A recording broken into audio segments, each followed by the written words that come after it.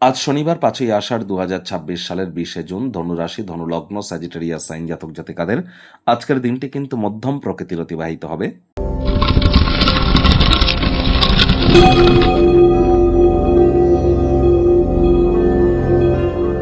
ভিডিওটির শুরুতে স্ক্রিনে আপনারা দেখতে পাচ্ছেন শনি মহারাজের বীজ মন্ত্র। ওম প্রাং প্রিং প্রং স শনিশ্চরায় নমঃ। সকাল, দুপুর, সন্ধ্যা ৩ বেলায় পারলে ১০৮ বার, অথবা সন্ধেবেলা ১০৮ বার, বা রাতের সূর্যের আলো অস্ত যাওয়ার পর আপনারা ১০৮ বার এই শনির বীজ মন্ত্রটি জপ করুন, অত্যন্ত লাভান্বিত হবেন। বর্তমানে শনি কিন্তু বুধের নক্ষত্র রেবতী নক্ষত্রে গোচর করছে, আর মাত্র দুদিন আগেই কিন্তু বৃহস্পতি অতিচারী এবং উচ্চস্থ অবস্থানে শনির নক্ষত্র পুষ্য নক্ষত্রে গোচর করেছে। তাহলে এখন যত বেশি শনি মহারাজের নাম জপ ধ্যান আরাধনা করবেন, তত বেটার ইম্প্যাক্ট আপনারা প্রাপ্তি করবেন। তবে মাথায় রাখবেন, শনি মহারাজ কিন্তু কর্মফলদাতা, শুধু মন্ত্র জপ করলেও হবে না। চেষ্টা করতে হবে যতটা সম্ভব সৎ থাকা যায়, ধর্মপ্রাণ, কর্মনিষ্ঠ, মাতৃভক্ত হওয়া যায়। বাসি খাদ্য খাবারকে অ্যাভয়েড করতে হবে, সময়ের কাজ সময়ে করতে হবে এবং হাইজিন মেনটেন করে চলতে হবে। শ্রমিক সম্প্রদায়, বয়োজ্যেষ্ঠ, লেবার শ্রেণী এবং সিনিয়র সিটিজেনদেরকে সম্মান করতে হবে, কারণ তারা কিন্তু স্যাটার্নের ডিপার্টমেন্টের আন্ডারে পড়ে। আর যাদের শনি গ্রহের দুর্বলতা অত্যন্ত বেশি, তারা আপনারা কাজ করুন, বাম হাতে অথবা বাম পায়ে কালো রঙের পেনের কালি দিয়ে লিখুন 147.85 হার্টস, 147.85 হার্টস এইচজেড।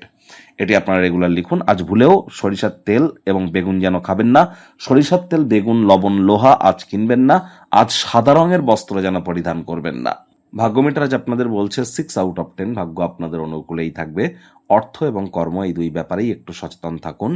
আজ কায়িক পরিশ্রম হলেও শরীর মনে সতেজতা এবং তরতাজাই আপনারা অনুভব করবেন।